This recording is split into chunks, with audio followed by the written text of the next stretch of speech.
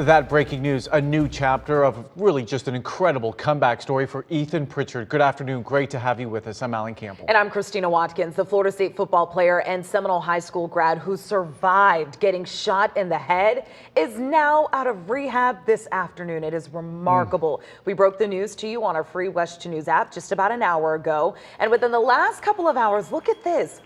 Doctors released Pritchard from this rehab facility in Jacksonville, and the family was so gracious enough to invite West 2, only us, to be there for this moment. So incredible. West 2's Stuart Moore is live outside Brooks Rehabilitation in Jacksonville. Stu, you just spoke with Ethan, and we can only just imagine how emotional that must have been.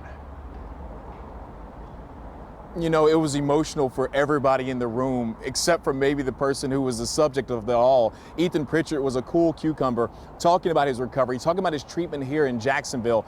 But it meant so much to him when he got off the elevator and he was leaving the facility for the final time here in Jacksonville to be able to ring that bell.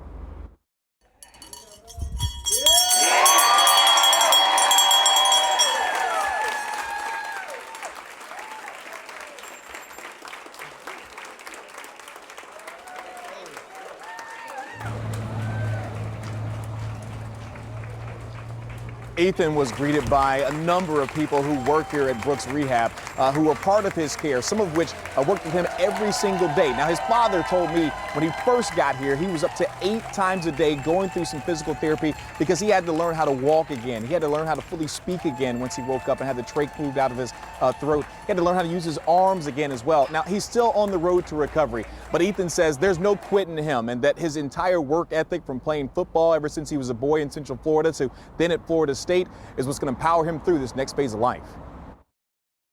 The shots rang off. I put the car in reverse and just backed up.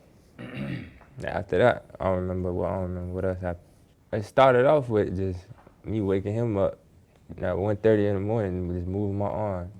Because when I first got here, I couldn't even move my whole right side. So it started off with that, and then after that, it just got better and better. And you heard from Ethan there on his recovery and on how he's able to start to move his right side better and better as he continues with his progression. But he remembers everything about that night. He remembers the moments that he turned down that street. He remembers the moments that he was a person that was a mistaken identity and wounded in the head. And he remembers being there for his aunt and baby cousin who were also in the vehicle. Coming up tonight on West 2, exclusively on West 2, you're going to hear from that aunt who was inside the car. You're going to hear Ethan's recap on exactly what happened and what it's taken for him to get this far. And you're going to hear from his doctors who say his condition and his recovery is nothing less than remarkable. And guys, I'll go ahead and give you this part as well.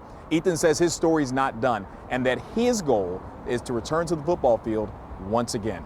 Reporting live in Jacksonville, Stuart Moore, West 2 News. Guys? Wow, real chills. What an incredible human being.